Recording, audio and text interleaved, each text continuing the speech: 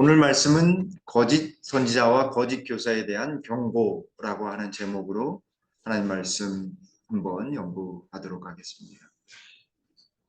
오늘 본문의 말씀은 베드로후서 2장 1절로 3절에 있는 말씀입니다. 그 중에서 베드로후서 2장 1절에 있는 말씀입니다. 그러나 백성 가운데 또한 거짓 선지자들이 일어났었나니 이와 같이 너희 중에도 거짓 선생들이 있으리라. 그들은 멸망하게 할 이단을 가만히 끌어들여 자기들을 사신 주를 부인하고 임박한 멸망을 스스로 취하는 자들이라.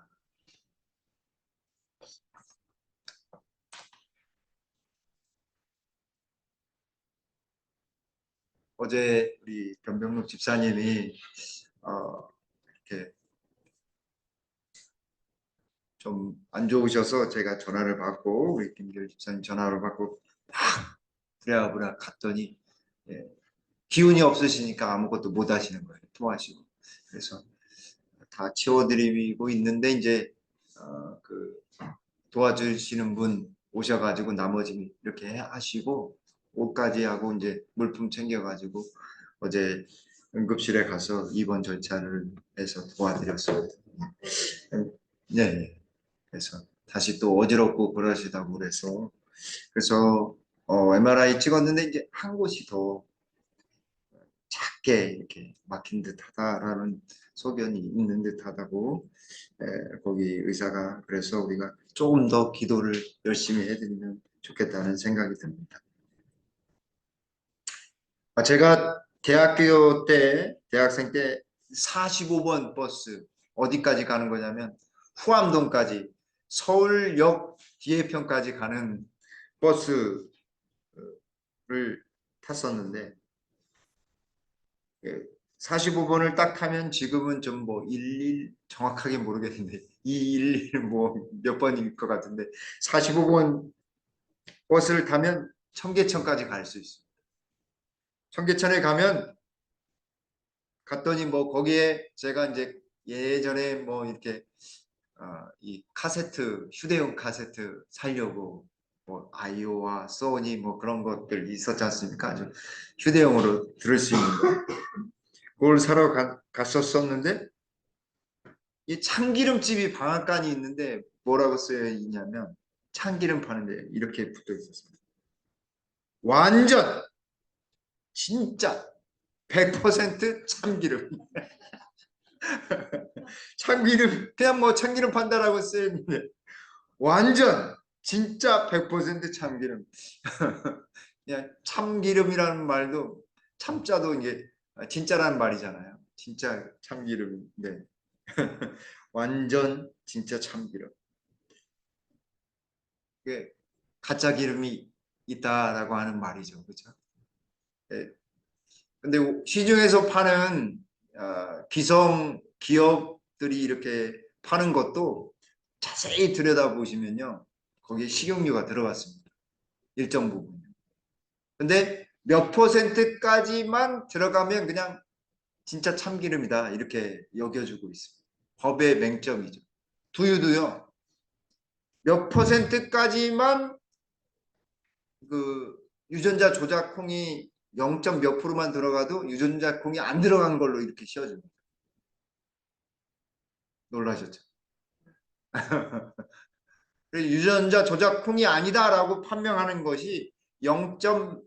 몇 프로만 들어가면 이하로만 들어가면 유전자 조작콩이 아니다 이렇게 하는 법의 맹점이 있습니다.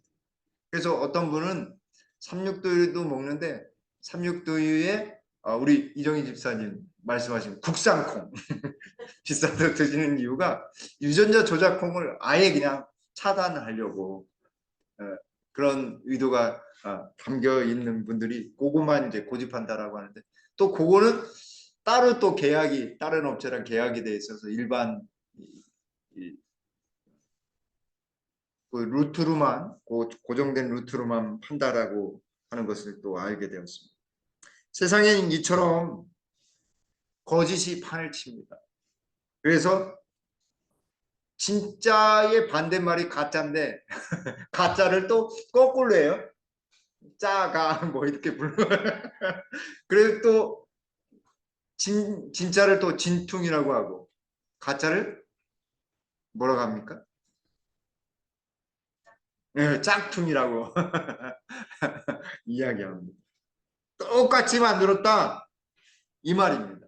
근데 똑같이 만들어도 진품과 가짜는 차이가 있는 거죠. 일반 사람들은 잘 모르죠. 왜 진짜 명품이 명품이냐면 한 땀 한 땀 숙련된 장인들이 고급 디자인과 고급 재료를 써서 그거에 맞게 명품을 만드는데 이 가품들은 어떠냐면 보기에는 그럴싸한데 조금만 열을 입히거나 아니면 방치해 놓으면 어떻게 돼? 푹싹 주저앉는 거죠. 그리고 색깔도 변하고 그런 것입니다. 이렇게 제품도 가짜가 있듯 진리도 어떨까요? 진리도 가품이 있다 이 말입니다. 더군다나 예수님께서 마태복음 24장에서 이 재림의 징조의 장에서 뭐라 말씀하셨냐면 마지막 시대에 거짓 선지자가 나타날 것인데 그 거짓 선지자들로 말미암아서 너희가 어떻게 된다고?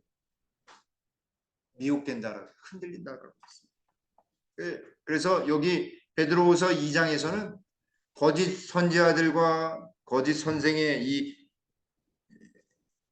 출현과 함께 그들의 심판과 정체를 드러내주고 있습니다.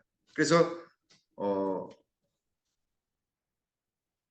2장의 주요 내용들을 한번 살펴보면 1절서부터 3절까지는 거짓 교사의 출현과 그들의 이설들, 그리고 4절서부터 10절 전반부까지는 거짓 교사의 심판과 의로운 자들의 구원, 그리고 10절 후반부서부터 22절까지는 거짓 교사들이 어떤 사람들인지를 보여주면서 그들이 심판받아야 할 이유를 설명해 주고 있습니다. 앞으로 좀 다시 돌아가 보겠습니다. 베드로후서 2장 1절에 그러나 백성 가운데 또한 거짓 선지자들이 어떻게 하겠다고요? 벌써 그때 당시만 해도 벌써 거짓 선지자들이 교회 내에 일어났었던 것입니다. 그런데 마지막 시대에도 어떻다고요? 거짓 선지자와 선생들이 일어날 것이다 라고 말씀하고 계십니다. 그래서 뭐라 말씀하시면 그 선지자들을 향하여 거짓 선생이라고 이야기하면서 멸망하게 될 이단이다 라고 말씀하고 계십니다. 분명히 멸망하게 될 것입니다. 마지막 그들이 심판을 받을 것을 말씀하고 계십니다. 여기 2장 1절에 그 첫 번째 거짓 선지자와 이단의 첫 번째 특징이 무엇이냐면 여기 노란 글씨로 되어 있는 주를 부인하는 것입니다. 하나님, 특별히 누구를 부인할 것 같아요? 예수님을 부인합니다. 예, 예수님을 부인합니다. 어느 나라에나 스파이가 있다고 합니다. 저희 나라도 스파이를 보내기도 하고 들어오기도 하고 저희 나라에. 근데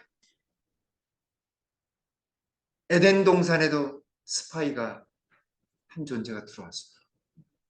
가장 화려하고 가장 지혜로운 동물을 선택해서 누구예요? 뱀. 아주 찬란하고 날개도 있고 지혜로움의 상징인 뱀. 은밀하게 잠입해서 그 본성을 드러내서 여인을 하와를 유혹한 것입니다. 그 사단이죠. 근데 그 사단이 왜 사단이 되었는지를 우리가 좀 잘 알면은 이 말씀이 이해가 됩니다. 왜 사단이 왜 교만해지고 하나님의 자리를 탐했을까요? 누구의 자리를 탐했어요? 하나님의 자리인데 그 하나님 세 분 중에 누구의 자리를 탐했어요? 예수님의 자리를 탐하셨습니다. 왜냐하면 예수님은 첫 번째 천사들을 다스리는 분이셨어요. 두 번째 지구를 직접 손으로 창조하신 분이세요.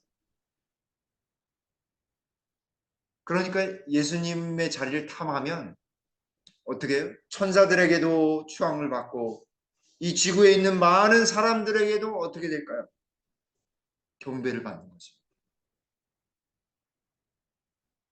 창조주만이 경배를 받을 수 있습니다. 마치 우리를 낳아주신 부모님에게 자녀들이 이렇게 공경하듯이 창조주만이 경배를 받을 수 있는데 그 자리를 탐했기 때문에 탐하고 반역했기에 천사였지만 악한 천사 사탄이 되어버리고 천사의 3분의 1을 자기의 편으로 두고 이 땅에 쏟아져 내려온 것입니다. 사단은 그때나 지금이나 누구를 부인해요? 하나님 중에 예수님을 부인합니다. 아니 예수님이라고 하는 분이 어떻게 성육신할 수 있어? 사람이 될 수 있어? 그거 아니야. 말도 안 돼. 그분은 그냥 예수라고 하는 사람한테 침례받을 때 들어오고 하나님의 영이 들어오고 십자가에서 달려 돌아가셨을 때 그 영이 쑥 빠져나간 거야 라고 하는 가연설이라고 하는 그런 이단이 교회 내에 그때 당시에도 있었습니다. 영지주의자 그런 사람들이 있었습니다. 오늘날에도 교파 중에 예수님의 신성을 부인하는 피조물이라고 여기는 분들이 계시죠. 사단은 언제나 예수님을 부인하려고 합니다. 그분이 이 땅에서 구원자로서 그 자리를 탐하면서 그분을 내려오도록 자꾸 예수님을 업신여기려고 합니다. 그러다 보니까요, 이 이단들의 특징이 무엇이냐면 예수님의 자리까지 자기들이 올라가면 예수님이 어떻게 돼요? 자기랑 동급. 그럼 어떻게 될까요? 자기가 신이라고 하는 거죠. 그래서 이 주를 부인하는 이러한 일들을 통해서 반대로 하면 자기가 하나님이 되는 거죠. 둘 중에 하나인 거예요. 하나님을 대적하는 것, 완전히 부인을 하든지 아니면 두 번째로 하나님을 대신하는 거죠. 예수님을 대신하는 거죠. 그런 교파도 있죠. 자기네가 먼저 형님이다라고 하는 교파들이 있어요. 그리고 자기가 어머니 하나님이라고 하는 분도 계시고 자기가 예수님이다. 구원자다. 네, 교회에 어떤 분은 우리 재림교회마다 전국적으로 편지 보내죠. 자기가 재림 예수라고 보냅니다.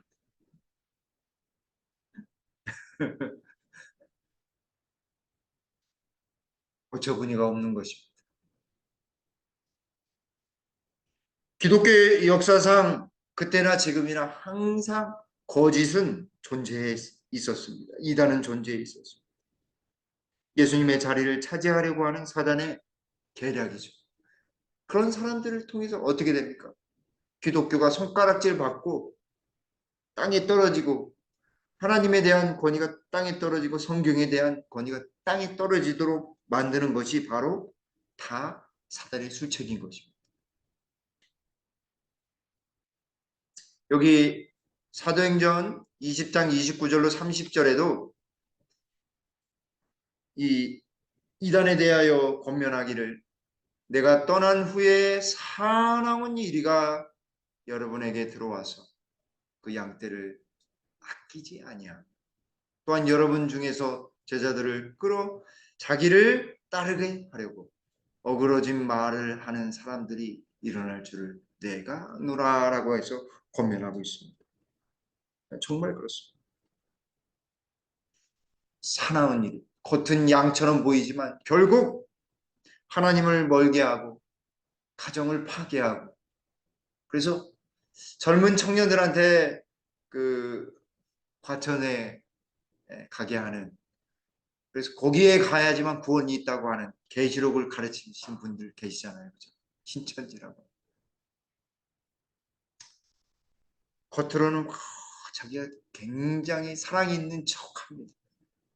지지를 해주고 위로해주고 그리고 탁월한 능력을 갖춘 것처럼 해줍니다. 제가 그 연구하는 팀에 있었거든요. 삼육대학에서 목회자 그룹으로. 가정이 파괴돼요. 왜냐하면 거짓말하고 교회에 나오고 그걸 빠져나올 수 있도록 그들의 선교 가르침 중에 하나의 방식이 모략이라고 해서 거짓말 해도 된다라고 그들은 여기고 있습니다. 근데 이 모략이라는 단어가 사실은 지혜입니다. 호크마라고 하는 지혜예요.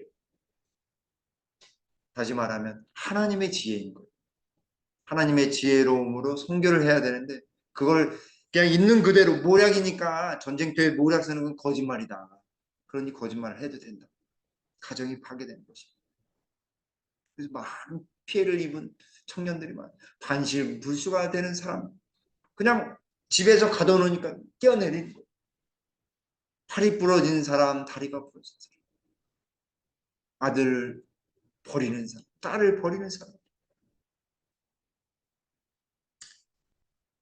정말 사나운 일이처럼 우리를 파탄시키는 것입니다.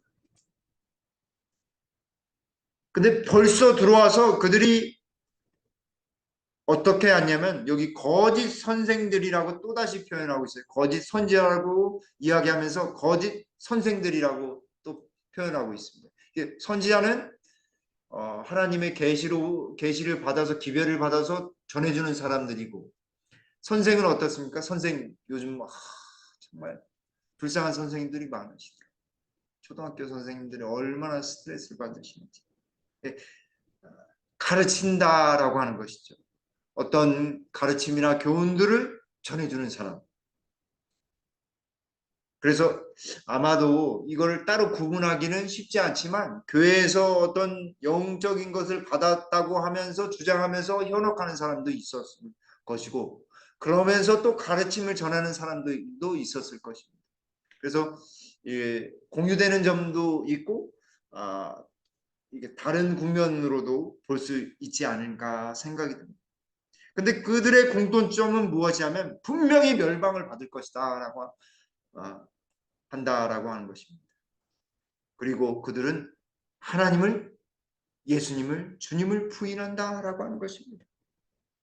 예수님의 자리를 차지하고자 하는 것입니다. 여기 요한일서 4장 2절에 이로써 너희가 하나님의 영을 알지니 곧 예수 그리스도께서 육체로 오신 것을 시인하는 영마다 하나님께 속한 것이요 라고 말씀하셨습니다. 예수님이 이 땅에 성육신 하신 것, 그것을 부인하는 영은 이단. 예수님께서 이 땅에 오셔서 육체로 거하신 것은 하나님께서 성령을 통해서 그렇게 하셨을 뿐만 아니라 그것을 이해하도록 만드셨습니다. 화인 여사는 그래서 세 가지를 신비다라고 말씀하셨거든요. 첫 번째는 무엇이냐면 삼위일체가 신비다. 두 번째는 성육신, 하나님이신 분이 어떻게 인간이 되실 수 있는가? 그 신비다라고 말씀하셨습니다. 그리고 마지막 세 번째는 죄가 이 땅에 들어온 것이 신비다라고 했습니다. 왜냐하면 우리가 제가 말로나 성경 말씀을 통해서 설명을 할 수는 있지만 그것으로 다 이해될 수는 없다 이 말입니다.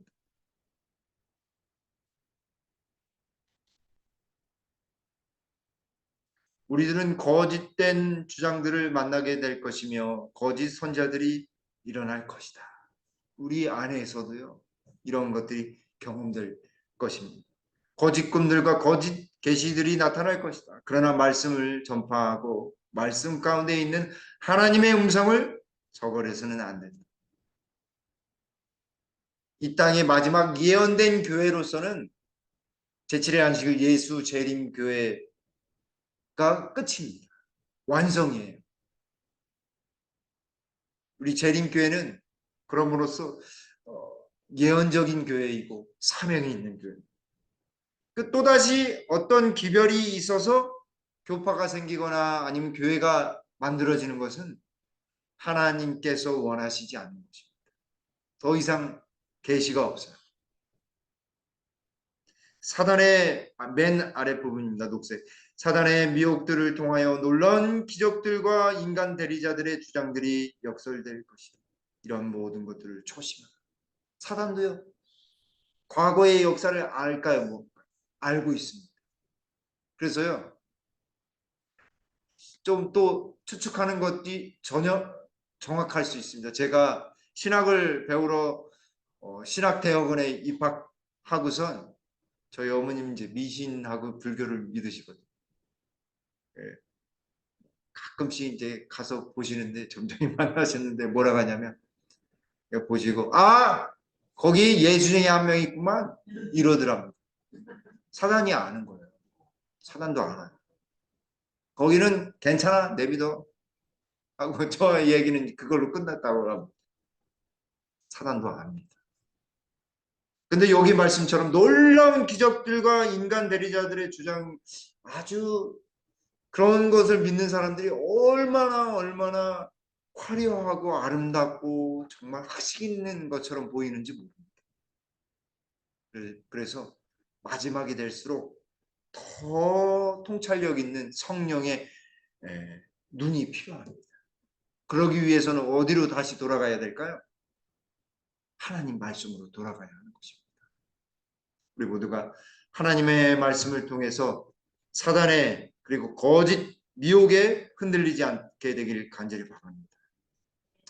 두 번째 선지자 이단의 특징은 무엇이 하면 성적인 것입니다.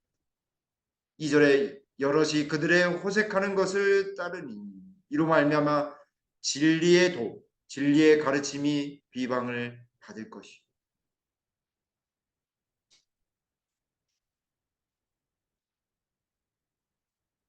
얼마 전까지만 해도 뉴스에서 개신교회 목사님들이 이런 성적인 문제 때문에 뉴스에 오르락내리락 하는 것을 볼 수 있었습니다. 그래서 어렸을 때부터 해가지고 너무 친하고 가족이다 보니까 이 성적인 노예로 만들어가지고 글루밍이라고 하면서 하는 그래서 마치 가족이니까 괜찮다라고 생각하도록 만들어가지고 그렇게 해가지고 피해를 입히는 것입니다. 여기 호색이라고 하는 말씀 속에 음탕, 방종, 부정, 음란, 무례 등이 그 속에 다 담겨져 있어요. 그러니까 다시 말하면 요즘 말하고 있는 이슈 되는 거 있잖아요. 그래서 남자들이나 동일하게 여자들이나 동일하게 성적인 것을 말로만 해도 안 된다라고 하는 사실을 성경은 벌써 예전부터 1세기 전부터 이야기하고 있었던 것입니다. 무례하고 음란하며 그런 것에 정말 가장 거룩해야 될 사람들이 이런 것에 흔들리고 쓰러지게 되면 어떻게 될까요? 교회가 무너지는 것입니다. 교단에 큰 충격파가 오게 되는 것입니다. 사단은 그것을 너무나 잘 알기 때문에 하나님께서 주신 아름답고 거룩히 구별해야 될 이 성을 타락물로 여겨서 사람들을 흔들고 죄에 빠지게 하는 것입니다. 그렇게 함으로써 도덕적인 불감증, 도덕적인 타락, 그리고 선교의 길과 진리가 전파되는 것을 해방하는 것입니다. 방해하는 것입니다. 못하도록 방해하는 것입니다. 여기 마태복음 24장 24절, 25절, 42절, 44절에 있는 말씀 한번 보겠습니다. 거짓 그리스도들과 거짓 선자들이 일어나 큰 표적과 기사를 보여 할 수만 있으면 택하신 자들도 미혹하리라. 사단의 영이 임하면 여기 있는 말씀처럼 큰 표적과 기사를 행하게 되는 것입니다. 저 어렸을 때 지금도 생생하게 기억나는 건 뭐냐면 이 무당이 굿을 하는데 시퍼렇게 그냥 날선대 올라가 가지고요 덩실덩실 춤을 추는데 하나도 발바닥이 다치지 않는 것입니다. 근데 그게 무나 작은 오이를 위에서 살짝 툭 하면요 쫙 갈라집니다. 왜 그럴까요? 사단이 개입하는 것입니다. 사단이 영으로 들어오면 그런 일을 하게 됩니다. 그러니까 나중에 한번 기회가 되면 제가 영상을 어디다 뒀는지 생각이 안 나서 이제 영상을 못 띄웠지만 한번 보시면 자기도 거기에 올라가면 편안하대요. 작두에게 날에 올라갔는데도 편안하다. 참 희한합니다. 신기합니다. 근데 아무나 올라오면 죽습니다. 42절에 그러므로 뭐라고 하셨냐면 그러므로 더 중요한 것은 무엇이냐면 깨어있으라라고 하는 것입니다. 깨어있으라. 이러므로 너희도 준비하고 있으라. 생각지 않은 때에 인자가 오리라. 큰 거짓 그리스도와 선지자들이 일어나서 큰 표적과 기사를 행할 때 흔들리지 말고 깨어있어서 준비하고 있으라라고 하는 것입니다. 그때가 되면 예수님이 오실 때가 거의 다 되었다라고 말씀합니다. 여기 대쟁투 598쪽에 만일 사람들이 있는 그대로 성경을 받아들이고 그들의 마음을 잘못 인도하고 혼란케 하는 거짓 교사들이 없을 것 같으면 천사들을 기쁘게 할 일이 성취되어 오늘날 오류에서 방황하고 있는 무수한 사람들이 그리스도의 우리 안으로 인도되었을 것이다. 그 거짓 선지자들 때문에 많은 사람들이 미혹되는 것입니다.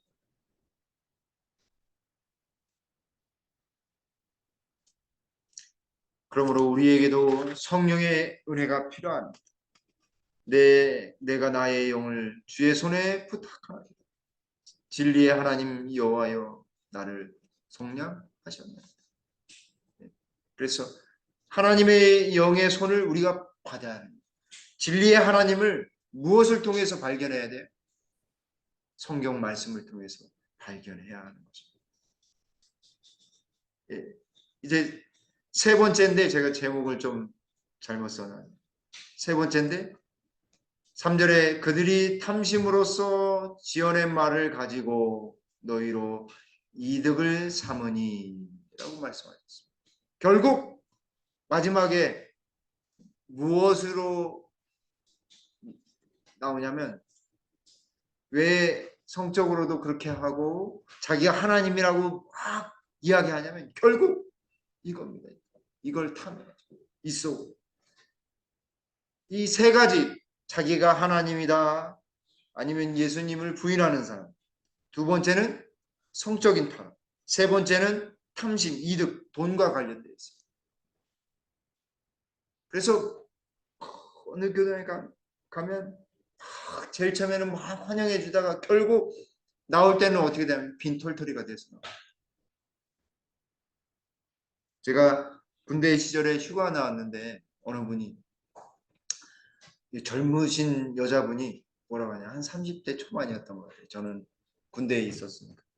그러면서 저한테 뭐라고 하냐면 얼굴은 좋으신 분인데 앞길에 구름이 껴있다고 저한테 그러게. 왜 그럼 뭐 해야 되나요? 제사를 지내야 된대요. 제사를. 도를 아십니까? 이 분이. 얼마짜리 드려요?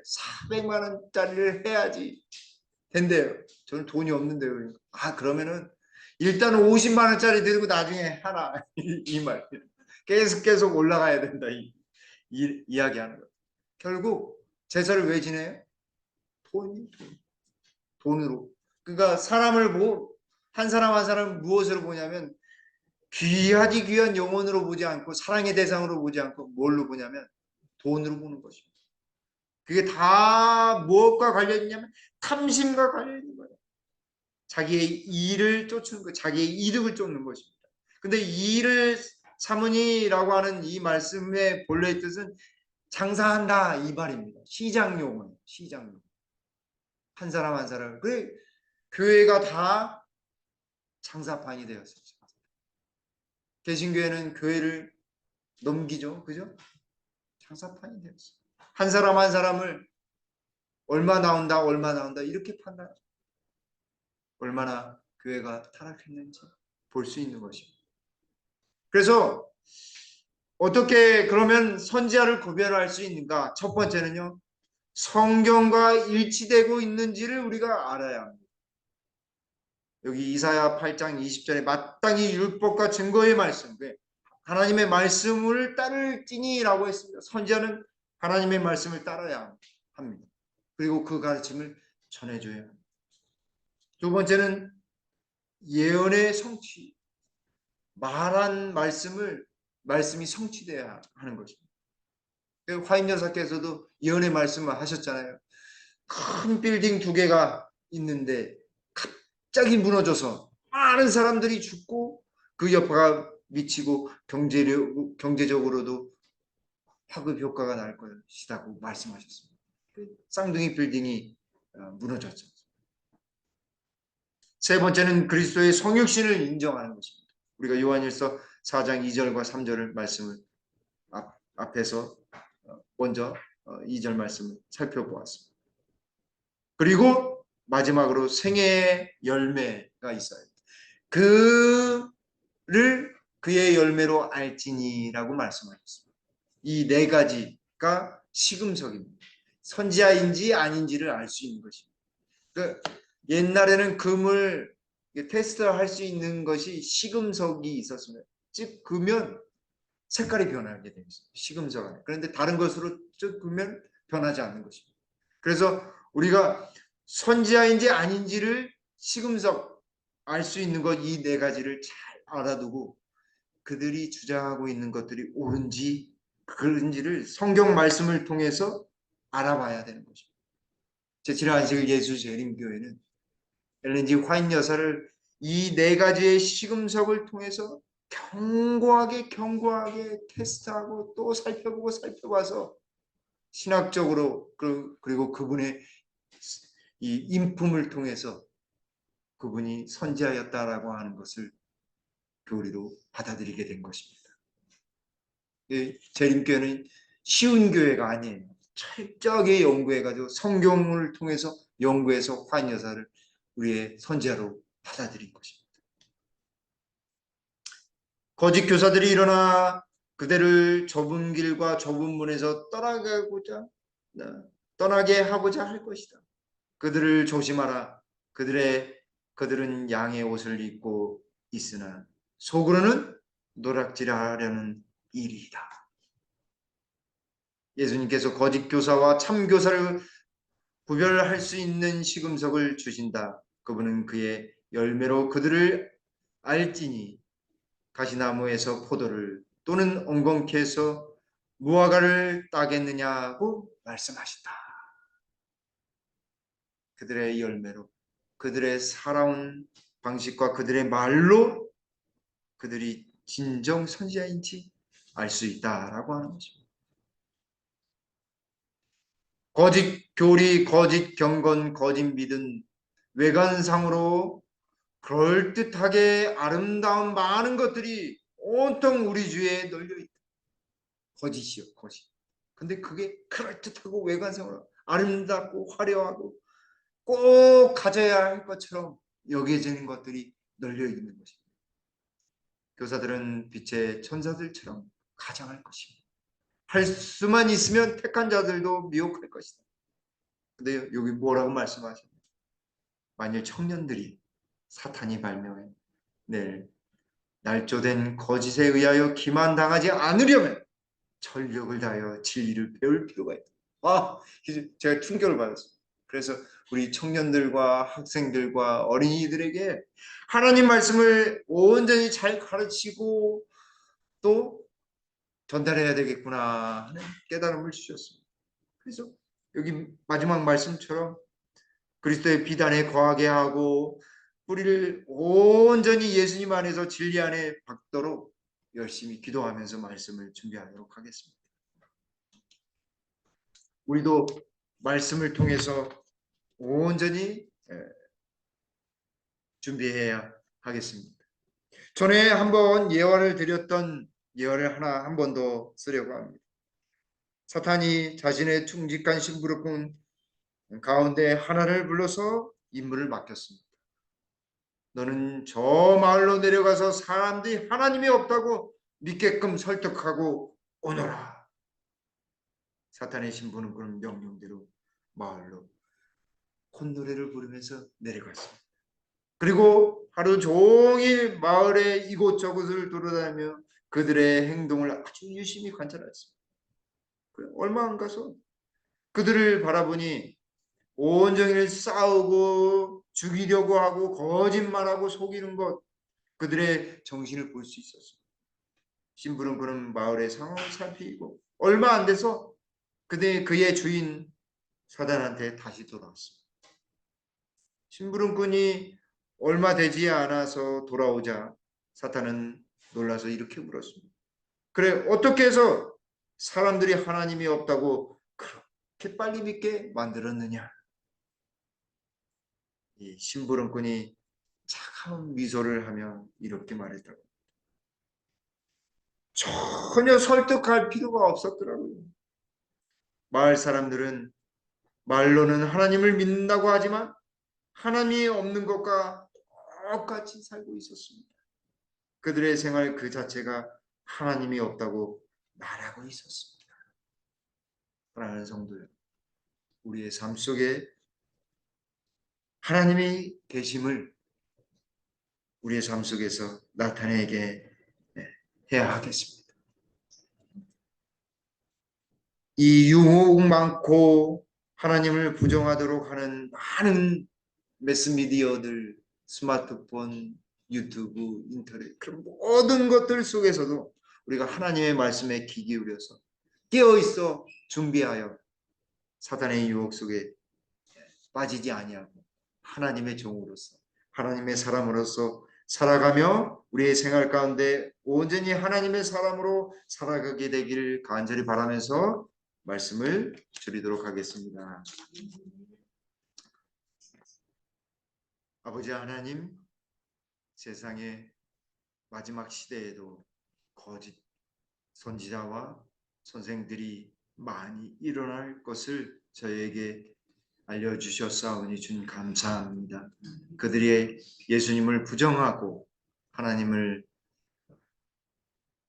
부정하며 하나님 자리를 탐하는 그들, 그리고 성적으로, 그리고 개인의 탐심을 통해 이득을 취하려고 하는 그 악한 세력을 주님 멸하시고 꼭 심판하셔서 하나님의 놀라우신 섭리가 있음을 그들이 기억하고 죄인의 모습이 아닌 의인의 반열에 들어올 수 있는 그들이 되도록 주님 성령을 통해 인도해 주시옵소서. 우리 모든 재림교회 성도들이 깨어 거짓 선지자들을 구별하며 그들의 기별에 따르지 아니하며 하나님의 말씀과 선지자의 기별을 통해 깨어 기도하며 날마다 하늘을 향해 나아갈 수 있도록 도와주시옵소서. 특별히 우리 모든 김복교회 성도님들 개개인마다 더욱 사랑의 성령의 능력과 함께 성경을 사랑하는 마음 주셔서 하나님의 말씀으로 깨우치고 일깨워져서 예수님의 재림을 준비하는 그런 깨어 기도하는 사람 되도록 주님 축복해 주시옵소서. 돌아가는 발걸음도 주님의 천사가 온전히 지켜 보호해 주시옵기를 우리를 심히 사랑하시는 예수님의 이름으로 간절히 기도 올리옵나이다. 아멘.